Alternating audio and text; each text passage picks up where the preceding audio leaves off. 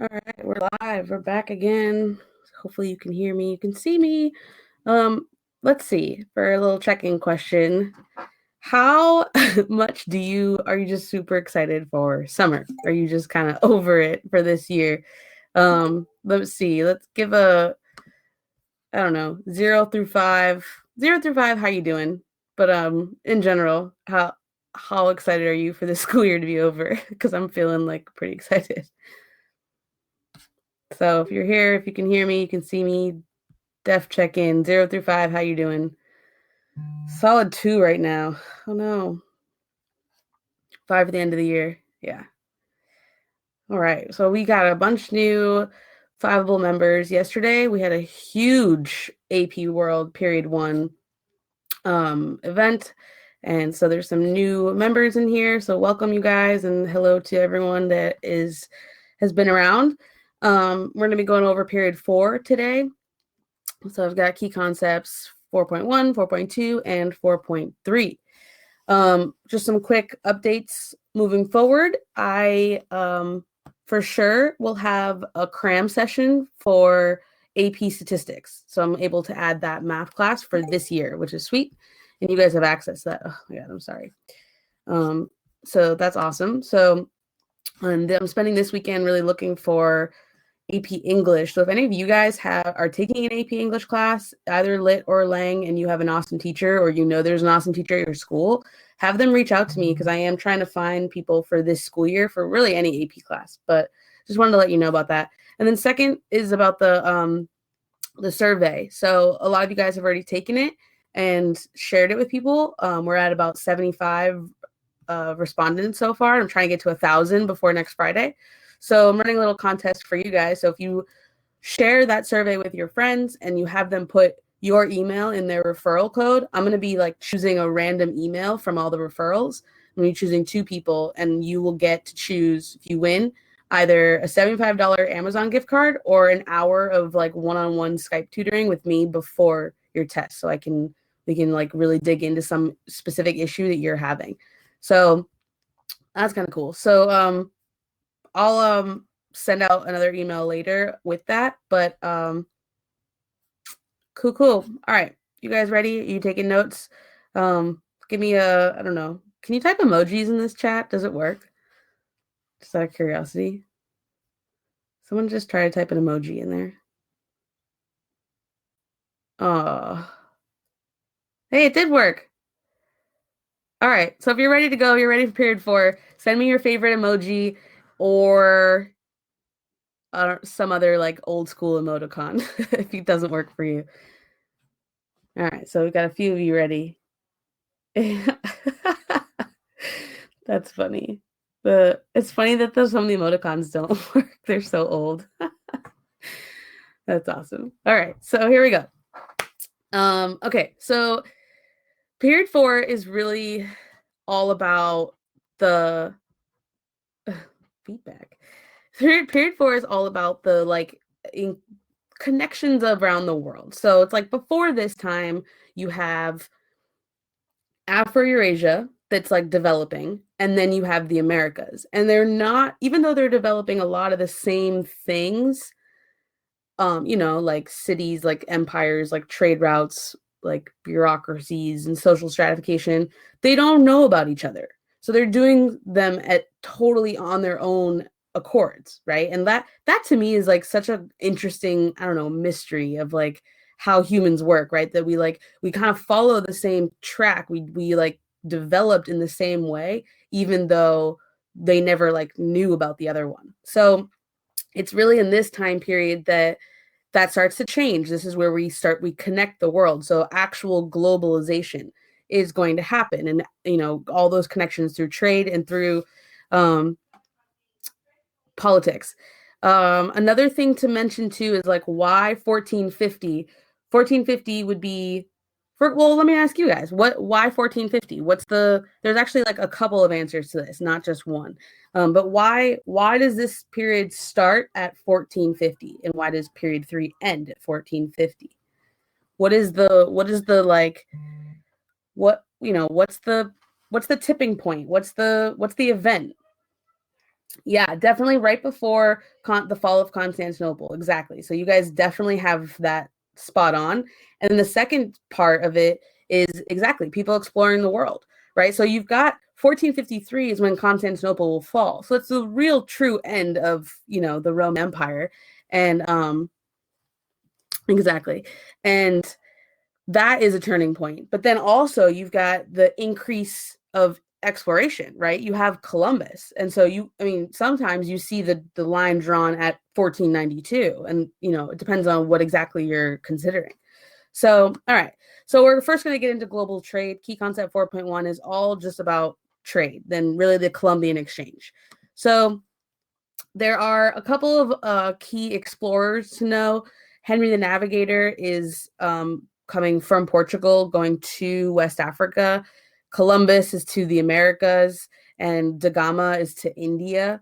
And all these explorers are like coming from like Spain and Portugal. Those are the two European empires that have the most power at the beginning of this time period. By the end of the time period, it won't be them; it'll be Britain. And probably the Dutch have the most.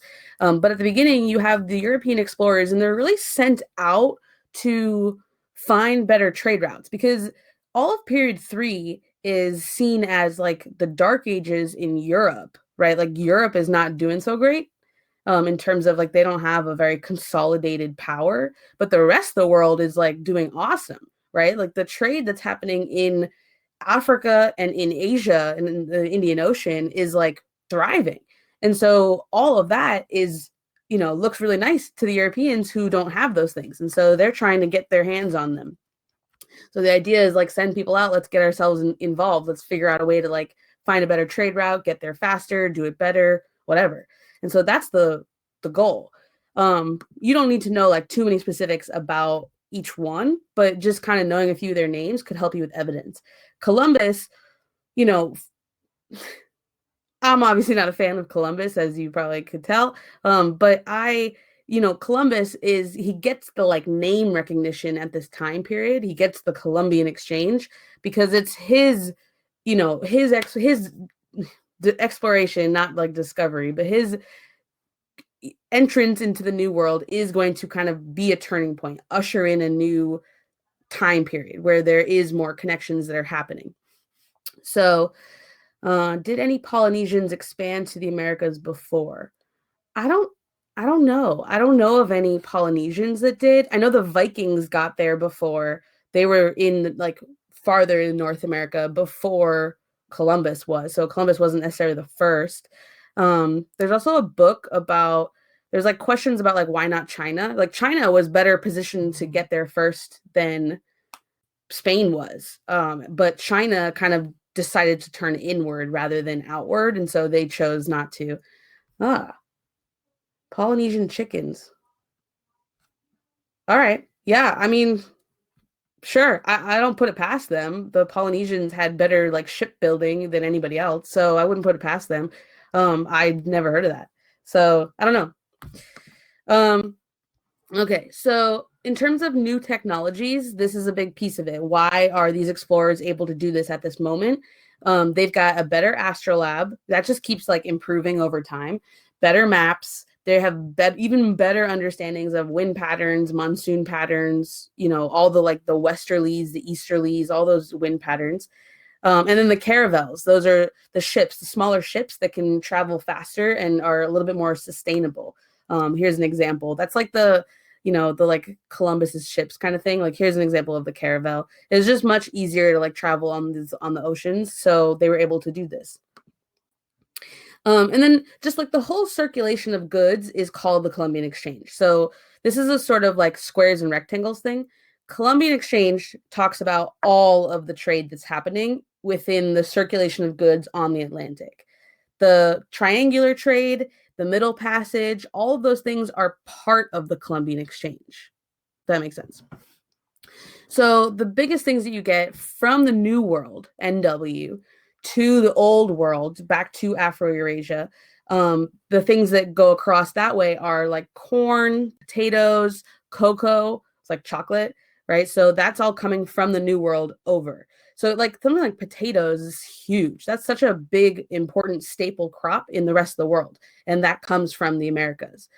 Some things that are going from the old world to the new world, like to the Americas, would be disease. That's the big one. Slaves from Africa, in response to Native Americans dying. And sugar is another big one. So even though it's like they had chocolate in the Americas, but it wasn't sweet. They would drink it and it was like really bitter. And it wasn't until sugar from the old world came to make chocolate as you know it.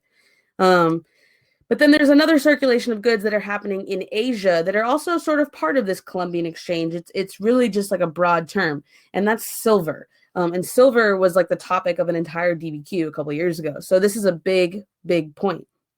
Basically what they would do is mine the silver they found, lots of deposits of it in present day, like Bolivia and Peru. And they would take it from there and transport it to Asian countries, to China, to Japan, and then trade it with them. And so the Europeans were kind of doing all of these different trade routes. So here's just a picture to show you some of the Columbian Exchange. It might be kind of small. You don't need to know every single thing, but if they ask you a question about the Columbian Exchange in an LEQ, you can talk about different crops, and each of those things become evidence points. So this is like 2 years ago, there was an LEQ on the Columbian Exchange, and a lot like evidence points was like the top scoring point on the rubric for that year, for that particular essay, because kids would just kind of list out the crops. And now they've adjusted the rubric a little bit, so listing them won't really just like give you a bunch of points, but you are able to say a lot of things in not a lot of sentences. And this is a good example of that, of a lot of terms that you can kind of toss in and then explain, and you'd be fine. All right. How did they pay for this? So something to keep in mind is just this is not free. This is not, trade is not something that is totally accessible to everyone. It's not free. So how do you pay for it? So joint stock companies are sort of the original like crowdfunding. So instead of you being a merchant, you want to go out and make money on the trade routes. If you wanted to do that on your own, you would have to buy the ships, buy all the materials, buy all the goods. You got to put all your money out there, purchase it. Then you go and you hope to sell it. If your ship sinks, you lose everything. Right? So the risk is really high if you're doing it all on your own. But if you're part of a group, then you would just pay some, put in some money, then pool it together with everyone else. They would together, you buy the ship, you buy the materials, you do the thing, and you sell it, and then you get a portion of the profits. So if the ship sinks, you only lose the money that you put in, which isn't everything.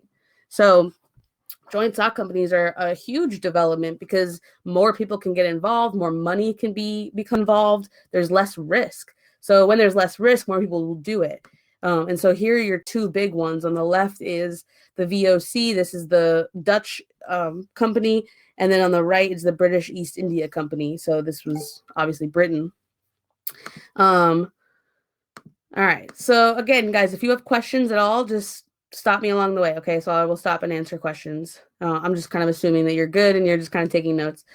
So, all right. So what's the impact of this stuff? So obviously we have this increased globalization. We have these connections that are happening throughout the entire world. Bethlehem, no, you don't have to be able to identify those symbols. Those are just the two examples of the two joint stock companies. So just knowing that those are two examples of them will help you with evidence. Okay, so some of the impacts of globalization. So first, with all these new connections, you have a spread of religion. The three major religions that spread are Islam, Christianity, and Buddhism. Those are your three main like proselytizing religions. There is a mission to convert others within the religion. There, to spread the word, so more people will take on that like mission and spread it. Whereas some of the other religions like Hinduism or Judaism, those are not proselytizing. Those don't like actively seek converts, whereas Islam and Christianity and Buddhism do. So Islam will spread a lot in Southeast Asia. A lot of the reason why it's one of the in Southeast Asia, Indonesia, I think is like, and correct me if I'm wrong, I think it's the country that has the largest Muslim population in the world. I'm pretty sure. And why Indonesia? That's pretty far away from like the hearth of Islam, right? So Islam starts in the Middle East, but one of the largest populations in the world is in Indonesia. This is why you have a spread of religion because of this, and just as the spread of Muslim merchants. Christianity is going to spread obviously all to the Americas. It comes with the colonists, and it is actively spread through Native Americans and through African slaves. And then Buddhism is spreading more into China and then Southeast Asia as well. Can we do synthesis with this globalization and 21st century globalization? Yeah. Let me finish with the impacts and then let's talk synthesis. So a second impact is syncretic religions. So this idea right here is syncretism is really important. Syncretism is when you have two religions or two ideas combined to form something new. So it's no longer like just the original form anymore. It's a combination. It's like a blended of elements from the two. So some of the ones that we have out of this time period are Vodun, also known as voodoo, in the Caribbean. It's sort of a mix between West African spiritualism and Christianity. And so with the two combined, it creates this like new thing that's no longer the original form. It's just like a brand new religion. The cult of saints is something else. It's where you get the like Virgin Guadalupe, right? So you have elements of Latin American culture and you have elements of Christianity that are combined to create something new. And then our last example is Sikhism. This would be Hinduism and Islam together. And that is in India. And it makes sense, right? So in India, you have, the two major religions are Hinduism and Islam. And so it makes sense that there would be some blending of the two where they take the, pieces of both religions and blend it and it becomes something new.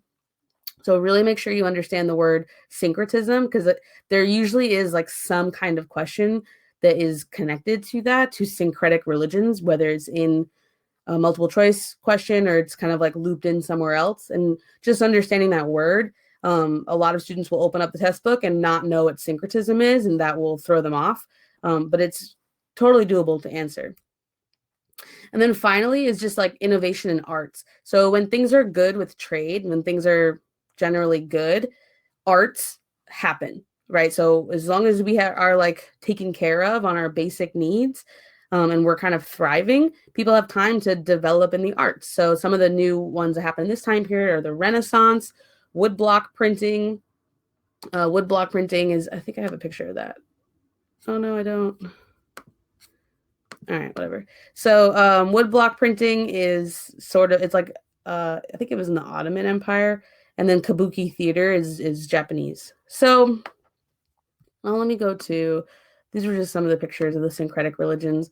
So here's like everything that I had just talked about. But all right, so some synthesis. So think about it. So in terms of what you see here for globalization in the early modern era and globalization in the 21st century, even in the last 10 years, what are some ways that it's similar, that the globalization in both time periods are similar in what we've experienced in the last, I don't know, let's say 50 years, the globalization that we've experienced and the globalization of the Columbian Exchange? What are some ways in which those two developments are similar? See if you got some ideas. Or maybe you already know one. What are some ways that they're different?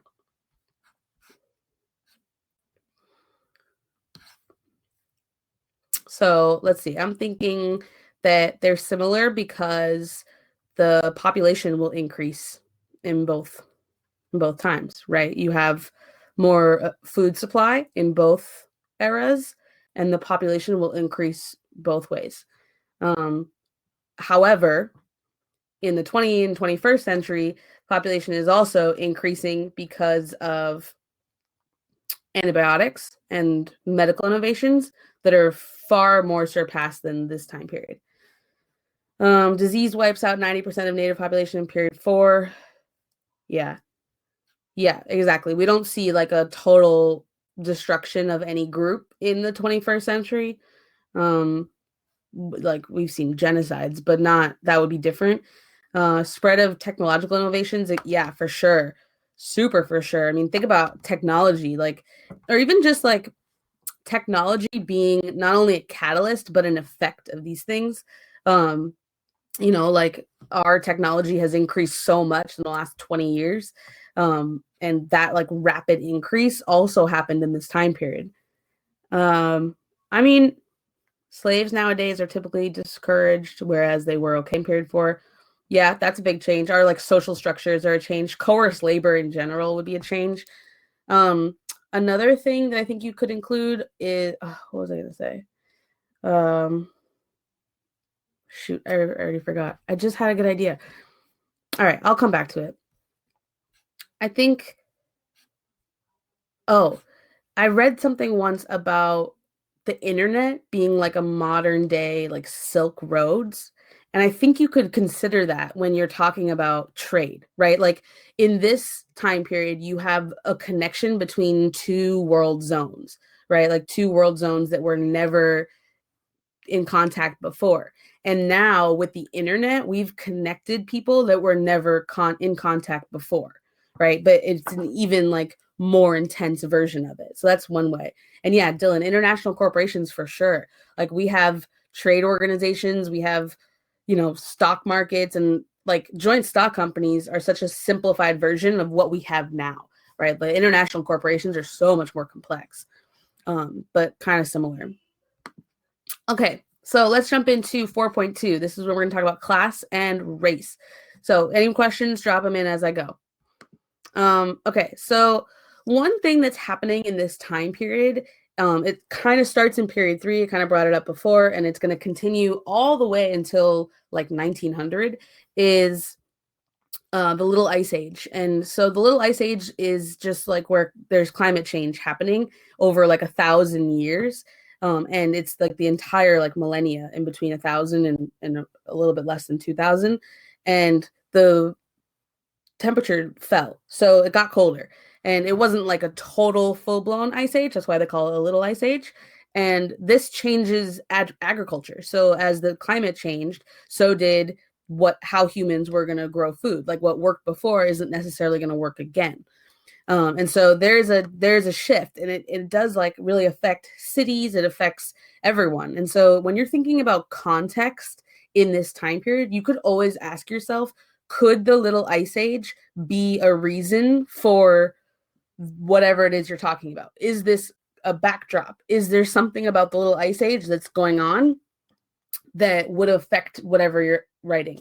So if the LEQ is about period 4, I would really consider Little Ice Age in terms of your historical context paragraph. That's going to be really useful. Or the DBQ if it's on period 4. I don't know. So I don't know what your question is going to be. Every year I try to like make some guesses. I don't know, I want to be able to predict it. I have this like gut feeling that you're going to get a question. One of your essay questions is going to be on period 4. I have no idea whether or not I'm right or wrong, but that's just like what I'm feeling. I'm also like feeling like period 3. I'm like feeling about all the things that I maybe have explained less well. And I don't know. I feel like it's going to be one of those, but we'll come back to that. All right. I'm waiting for it literally to be, yeah, it won't be I hope there's always a joke on the like teacher Facebook page about the question just like straight up being about Polynesia. Like you get an entire LEQ question about like Polynesian migrations, and you're like, so I think you're okay. I don't think that will be it. But we'll see. There's a lot of question marks for sure. Okay, so as there's a new global demand for goods, there's going to be a major shift in labor systems and the trends around those. So, in general, like this is sort of like the beginnings of capitalism, right? And capitalism creates a need for labor and will create a hierarchy of labor sources. And so people have to sort of come up with ways to they're thinking, how do I make the most money? Well, you make the most money by paying people the least amount, right? Like you spend the less on production and you can then you make whatever you make. And so here are some different forms of coerced labor, of people forcing other humans to work for them. The Spanish used the Inca Mita system to mine silver. A lot of natives died in the silver mines of Potosi. It was just like an incredibly poor working environment, and so a lot of natives are killed in that mine. In the hacienda and comienda system, this is where you would basically trade labor for like religious or language education.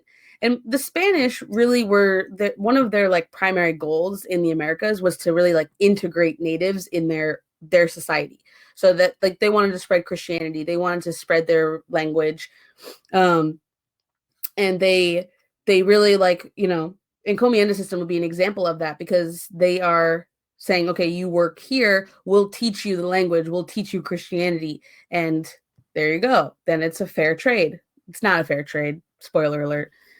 Yeah, Alexis, don't worry if you spell anything wrong. Spelling does not count on any part of this exam. As long as they know what you're trying to say, you're fine. If they can't tell, then that's where you might be stuck. Okay, the third type of coerced labor would be indentured servitude, and this is like a 7-year commitment. So you are tied to work for 7 years to like pay off the debt in order to get to, you know, you basically agreed, get me to the Americas and I'll work for you for 7 years. And so that is kind of how, I'm just trying to look up one thing. That is how they would pay off their debt. And so indentured servitude was another form of coerced labor. A last one would have been chattel slavery. This is the slavery that you think of. This is where people are literally property. So there's a spectrum of coerced labor where it's like, you know, least restrictive and most restrictive. Chattel slavery would be the most restrictive type of coerced labor. Like people are literally just property. Like a person would have meant the same thing to, you know, them as like a piece of machinery would have. They, you know, it's just all about money. So this is the Atlantic slave trade. Something to note is that African slavery existed before this time period. There was slavery in Africa before this time period.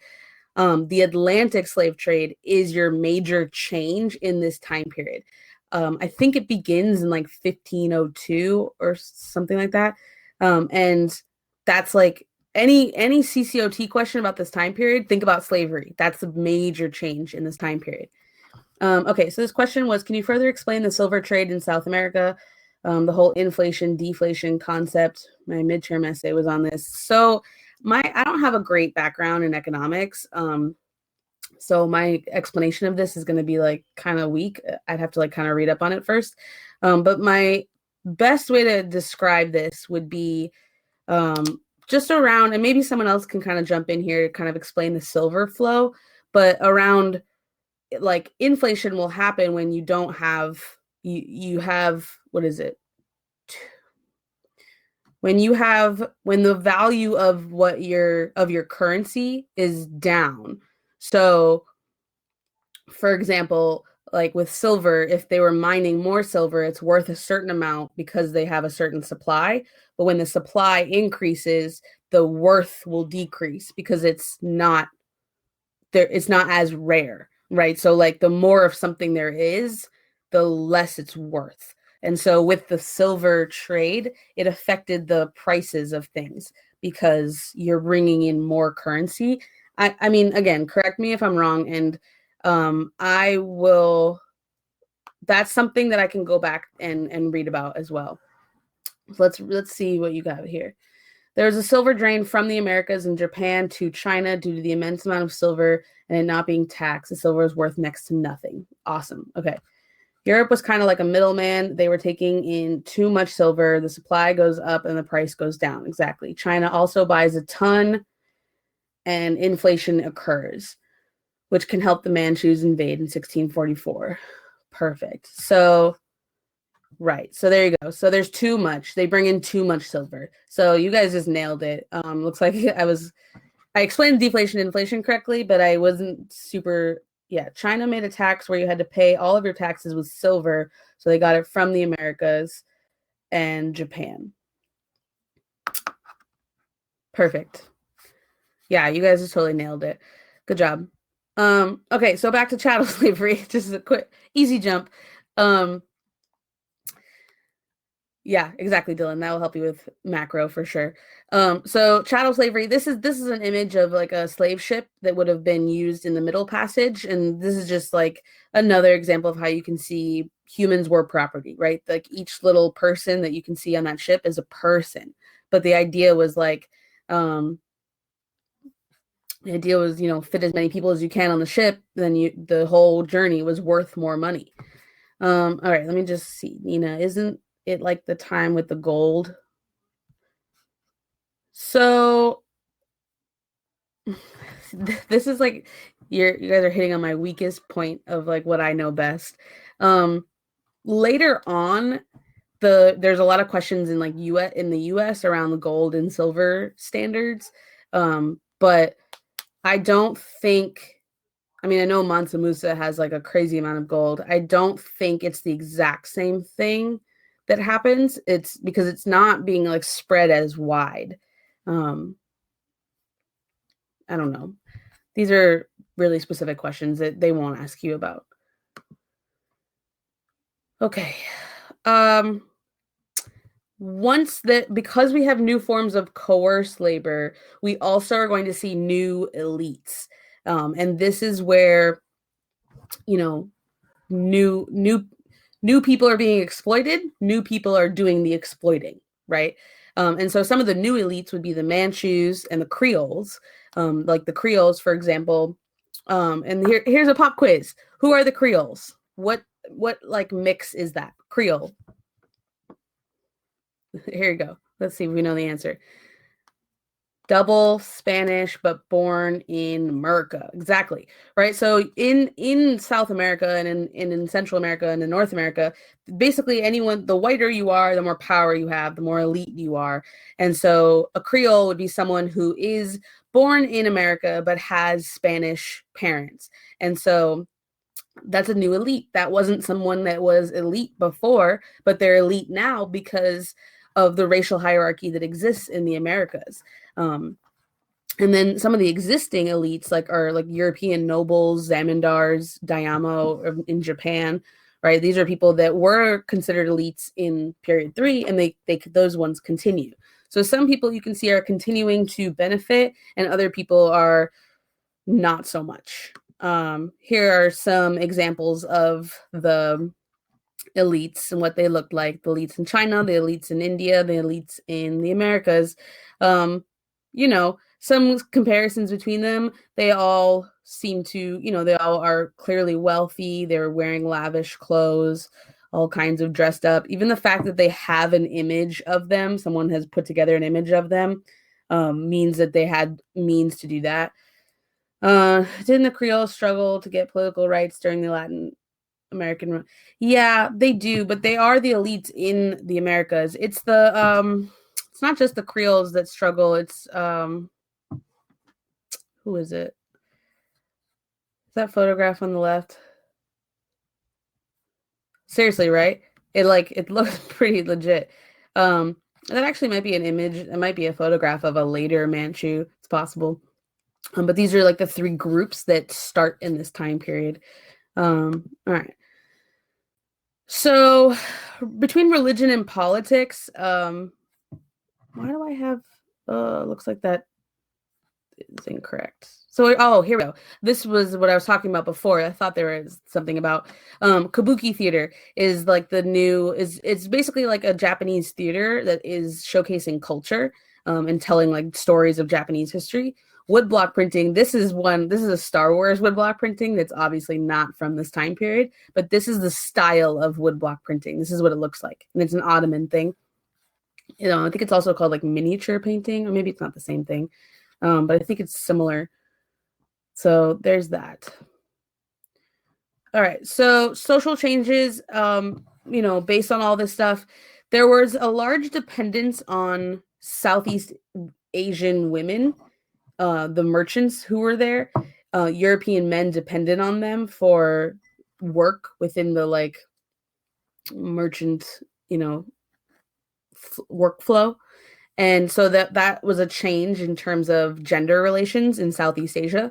And then smaller families in Europe, the family sizes are going to start to shrink down, just based on it. We're not quite at the Industrial Revolution yet, but there are some, based on some of these like different adjustments in labor, it will change the family sizes in Europe. So there's just like a nice European family with like crazy things around their necks. And then finally is it's kind of like nuclear family, where it's very early remnants of nuclear family, but we're getting there. And it's really like you can see like who you're gonna see in terms of a nuclear family is elites, right? So it sort of starts with them. The elite class, the nobles, don't have to have as many children, right? So they can have less children, they can have 2 children. But the lower class families are still very much, poor, working on farms, and so they will have to have more children until Industrial Revolution. Okay, let's talk about race for a minute. So in South America, and I think this is the castas, yeah. So in South America, there's a difference between South and North America with how race and racism have evolved. So in the early time where the early Europeans who were coming to the Americas, we kind of talked about this before, the Spanish and the Portuguese saw a future in the Americas where natives were integrated. And the idea was to whiten the society, to move to South America, colonize those regions like Brazil and other places in South America, and basically like either intermarry, and either by force or not by force, and whiten the population. So you would essentially like get rid of the native, skin tones and the African skin tones by means of this. So because of that push in South America, you have tons of mixed race people. And that's where you get the like castas. So you can see the different like family groupings where you have, Spanish and Spanish, or like, white and white, white and black, black and black, black and native, native and white, different mixes of people. And then, even then the mixed children having different mixes for their children. And so even today, race in like Brazil, for example, is a lot different of a question than race in America. So even like, you just have a whole huge spectrum. A lot of people in Brazil are mixed race because of this. It's not, whereas in North America, the idea was more about keeping people separate. So there wasn't a push to integrate the native populations. There was more of just like, get out of our way. We're going to settle here and you guys need to move over. And so because of that, in America, the white population stayed white and the non-white population stayed non-white. There was still some intermarriages, but not as much. And it wasn't that wasn't the what they were promoting. And so today, our race in America is much more white and black, right? Obviously, in the last several decades, and will continue, mixed races are far more, prevalent in North America. But the like early days of the Americas, it wasn't. And so, we don't see, with us, it's more of like, you're either black or you're white, and that's our society. That's what we end up talking about. In South America, it's more of like, how white are you? So I'm personally Brazilian. In America, I've experienced racism. I'm really light-skinned right now because I'm just coming out of winter. But in the summer, I'll get really, really dark, and like I'll just straight up experience racism. I think of myself as a woman of color because of that. But if I go to Brazil, I'm just white. Nobody would think that I wasn't, because you're on that spectrum. It's kind of the closer you are, that's it. So this is a little bit about race. And then those different levels of race have different names, right? So the different mixes. So mestizo, mulatto, Creole are like the 3 you could know. Peninsulares, I think, is the other one that is born in the peninsula of Iberia, of Spain, Portuguese. So a little fun facts about race. Okay, any questions about 4.2?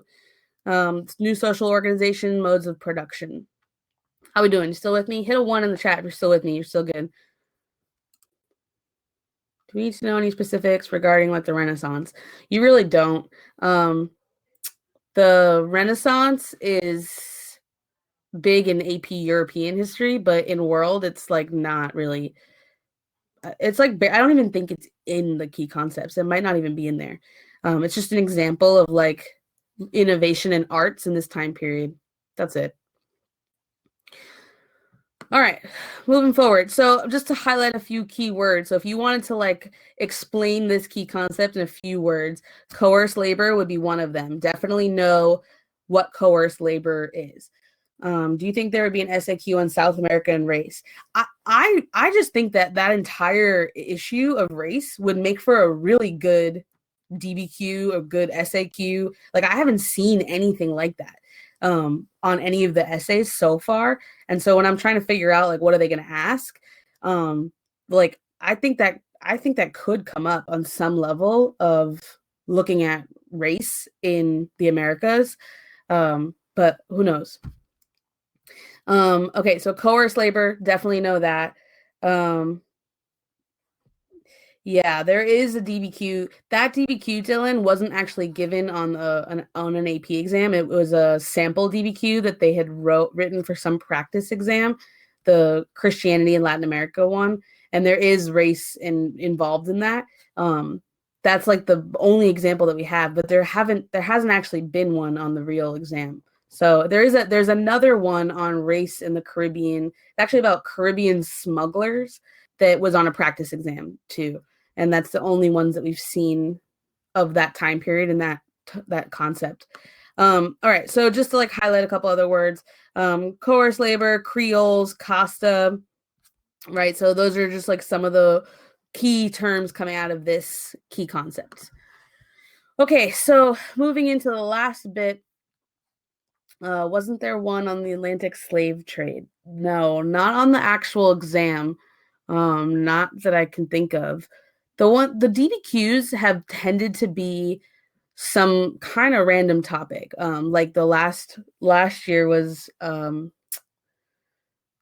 last year was more about like wealth and merchants and trade, but there's been ones on like the Olympics, on cricket, on one was on like Chinese peasants. So I don't know. I haven't seen one on the Atlantic slave trade. That tends to be a thing that like a lot of teachers like really want to give a DBQ for, but there really wasn't. Didn't they used to give you literal context with the prompt? Yeah, they did. They'd give you like a paragraph. Yeah, so you really could get a DBQ on anything. That's the thing with DBQs is just like you don't have to necessarily know about the topic that they're asking you. So you might open it up and be like, why the heck are they asking me this random topic? But when you really think about it and really look at the documents, it fits into a larger thing, right? It fits really nicely into some larger development. So the Olympics one is actually a really good DBQ because really what you're writing about is the world wars, feminism, and the Cold War, but you're doing it through the lens of the Olympics. Or with the cricket one, you're actually writing about globalization of sports, right? Because that's essentially what that whole one is about. But you are doing it through cricket. And so, I don't know, don't be thrown off if you get a question that you're like, I never even read about this. It usually is like very much connected to larger things that are going on. Okay, so this entire time period is all about power, right? And it has been this whole time. So like in key concept 4.1, it's about economic power, right? Who can trade the most, who can get the most money. In key concept 4.2, it's all about that social power, being an elite, being the top. Here is all about political power, and like the first question is about actually maintaining your power. So for any land or sea empire, how do you maintain the power that you have? One is through the arts. You can build different architectures like the Taj Mahal, like like the Byzantines do before, but I'm trying to think of other architecture in this time period. I think the Palace of Versailles is built in this time period. So you can build big things and use that as sources of respect to maintain your power. Literature is another big thing. Another way that you can maintain power is religion. You can use divine right of kings. That would be in Europe, right? Like where I'm the king because God chose me to be the king. And then that's how people are like cool with you staying in power. Or you can use human sacrifice like the Aztecs. That's another way to stay in power that's tied to religion. Bureaucracy is another way. Like you can use something like the civil service exam where you have this whole system that gives you power because of like merits, and you'll use that power in order to legislate, right? And that would be the example for China. So here's a nice picture of the Taj Mahal. I don't have a nice story to tell you about this because I've never been to India. And here's something about human sacrifice in the Aztecs. This is something that gets kind of glossed over in the key concepts. They mention it and they don't really like talk about it all that much. But I know like tens of thousands of people died because of it. I personally have never like read too much extra about it. But it is like sort of a topic that I don't know. There's kind of a lot of question marks around. I don't know. Maybe you guys know more about human sacrifice with the Aztecs in terms of like what did they do? How did they do it? But I don't know. It's an example of something. All right. Another big piece of it was not only maintaining power, but who has the power? Who are the big powers of this time? So it really breaks down into two groups, land and sea. Okay, so the land empires are, on land. They are extending their boundaries always on land. It can go across bodies of water, but not huge bodies. It won't go across oceans. And so the examples here would be the Manchus in China, the Mughals in India, the Ottomans in the Middle East, or the Russians. And these are all land empires. On the other is the sea empires, the maritime empires. These are the people who are really colonizing, who are going out across the oceans and taking land in other places. So the Portuguese, the Spanish, the Dutch, the French, the British, those are all the like European powers aren't land empires. None of them are. They're all really, they're kind of small states. And so they become big when they go outwards and extend and conquer other people. So here's a nice map brought to you by Freemanpedia. And I really like this map because it really just shows what's going on, who's got what. And you can see some pieces where, they're really going to come into play in later time periods because they're kind of left out of this time period, right? You can see how much of like Africa, for example, is not really touched quite yet. And that will happen more in the next time period. Yeah, so the maritime empires are the ones who colonized for sure. So you can see like, Russia has Alaska, but they're really more just Russia. And even then, Alaska is like pretty much attached. The British speck in the middle of the Atlantic is, I don't know what that one place. Yeah, it's an island. I know that they have like the Falkland Islands down in closer to Argentina. I don't think that's the Falkland Islands though, unless this map is like really distorted, which is possible. But like the Falklands are really close to Argentina. So you've got, let's see, who else we got here? So yeah, so you got the British that have Britain and have India, parts of India, and Australia, and the colonies in America, right? You can see the Spanish have extended their boundaries into West Africa, all the way down into South America. St. Helena, interesting. I wonder when they get access to the Falkland Islands. And then the Spanish have a huge portion of North America. You can see like the Manchus are pretty much just isolated to China, right? The bright pink is the Ottomans. The Ottoman Empire lasts all the way up until World War I. So all of the wasn't Napoleon sent to St. Helena? I don't know. There's a reason why I don't teach AP European history because I'm like Napoleon. I don't know. I can give you the big facts and that's it. Oh, maybe that's why. Maybe what I think wasn't he sent to like, or maybe he was from Corsica. Oh, All right. So you don't need to memorize this whole map, but you should have a really good sense of where people are, who, who were the major players so that you can use them as you're talking about this time period. All right. And then all of those people competed for power. So, all of them are trying to grow and expand, whether it's on land or on sea or both. There's a lot of competition. So there's competitions for trade with like the Ottoman Empire and the Europeans, and that's happening. And then you've got like state rivalries, like the 30 Years' War or the Ottomans versus Safavid. And then you've got local resistance as well, like with peasant uprisings, samurai revolts. So there's like a lot of competition happening within the powers, like competing against each other, and then also inside each one within the like social hierarchies. There's also competitions happening there as well. Let's see. So here's the 30 Years' War. This is another piece that I don't know too much about. It's kind of like, this is like Game of Thrones stuff. It kind of looks like it. So that's pretty much it, you guys. That's period 4. I think when you really break it down into like these chunks, period 4 gets a little bit easier. And then I would suggest digging into some more key terms attached to each of these things. So like playing a Quizlet or doing some like practice questions about them.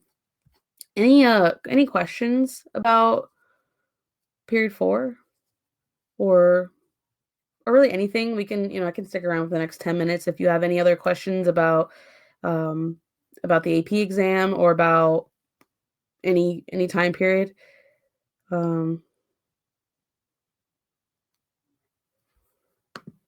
What are the 30 Years' War? All right, let me.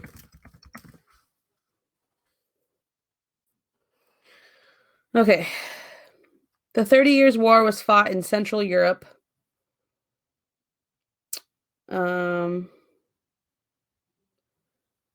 Let's see. I'm like reading about it because I don't have too. This is like European history. It is basically Holy Roman Empire versus, who is it? Holy Roman Empire versus the like Dutch and the French. So whatever. Yeah, so like what do you need to know about it? Not much. It's just like it's a super bloody war. The end result is the bigger thing. It's pretty much a religious conflict, a rivalry between Protestants and Catholics. Okay. So yeah, so you want to compare the American and French revolutions? Yeah, Alexis, it's Protestants versus Catholics. Yeah, that's definitely in period 5, so I didn't bring it up at all. But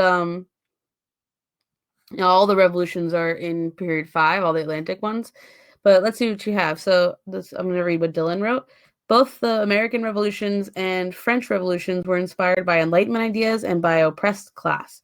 However, the American Revolution toppled an imperial government for independence.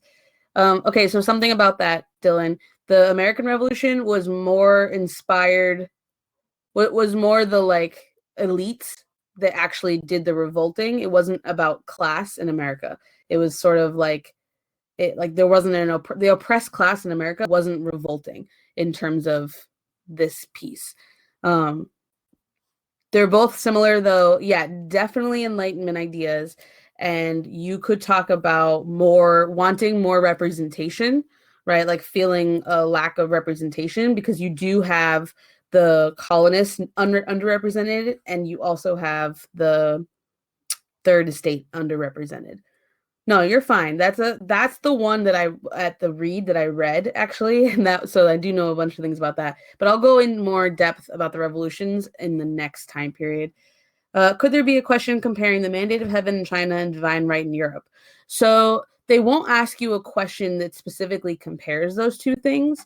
They could ask about how, like a common way that they would write it would be like, explain, one way that religion is used to legitimize power or legitimize, ruling. like they won't say like president or anything.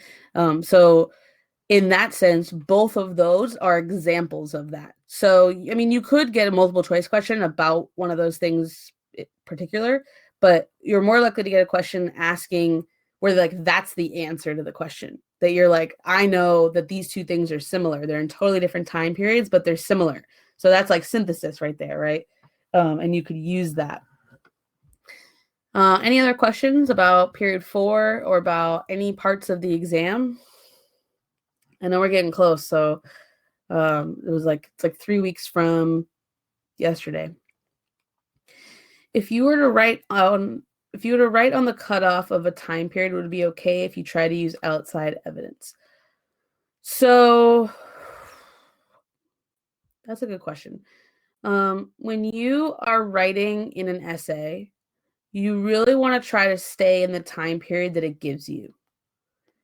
I don't know, in terms of outside evidence, kind of tricky because when you go outside of the time period, you so you mean like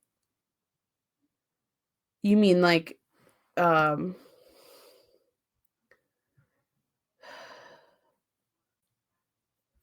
I don't know what you mean by the revolutions, for example. Can you explain that a little bit? And okay. So let me go into what are some of the common topics for, you can ask what period 4. Okay, I'll answer that one question. 1 second.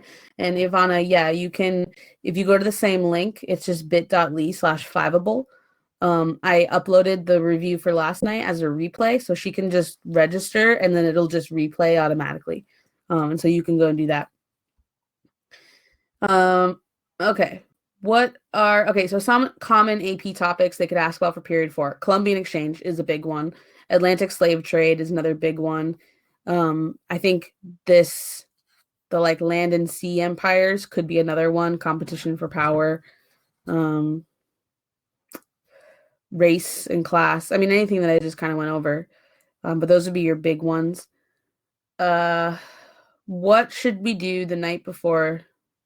So the night before the exam, you shouldn't do anything that has to do with AP World History. That's that's always what I told my students. Like, you can review a little, like if you're really stressed out and you want to review a little bit, I would review the rubrics and just make sure you understand the like the process of the test. But the actual night before the test, don't do any studying. That's where you're gonna really just spend your time chilling out and really just like, let yourself relax and you'll find something fun to do. And I'll talk more about when we get a little closer, but that's really important for you to do that. So yeah. Also after the exam, don't do anything important. You're going to sleep for like a month. Say the prompt was to write on the causes and effects of the Latin American Revolution. So would the context be coerced labor? So the context you could write before the time period that it starts. So yes. And then your outside evidence, if it's a DBQ, would be more just stick to what the question's asking. That's like the best advice I can give you. And if you want to, Bethlehem, if you want to like write a sample essay and send it to me, I might have a better sense of what you're trying to say. And I can give you some feedback on that. All right. Any other questions about period 4 or any parts of the exam? There are a bunch of you guys in here, so no problem.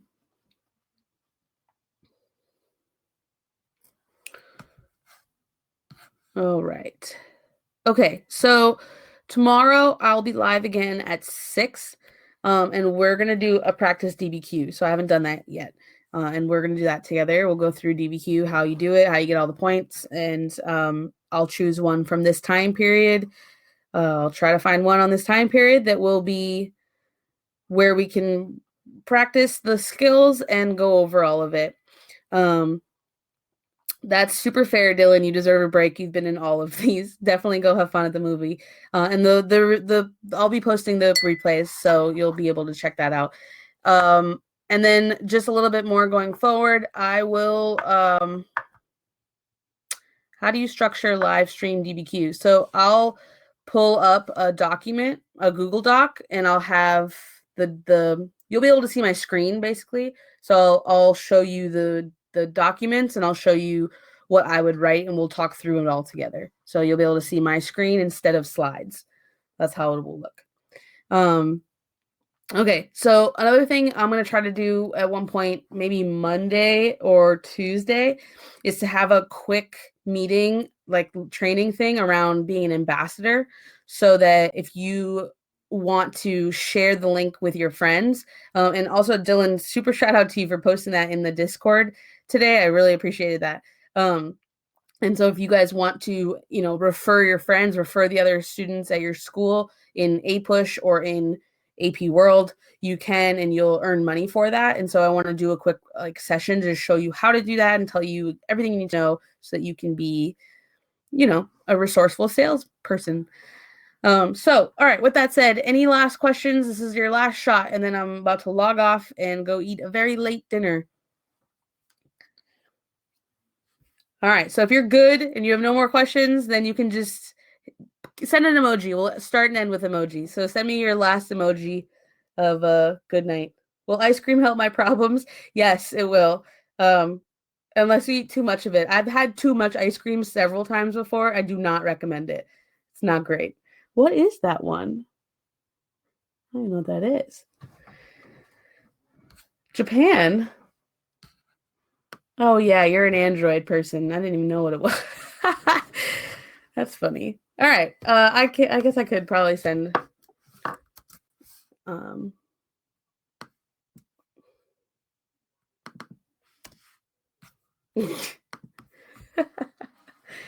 right, you guys, I'm out. I'll see you guys tomorrow at 6 p.m. Enjoy your night. You're welcome. Exactly. Bye.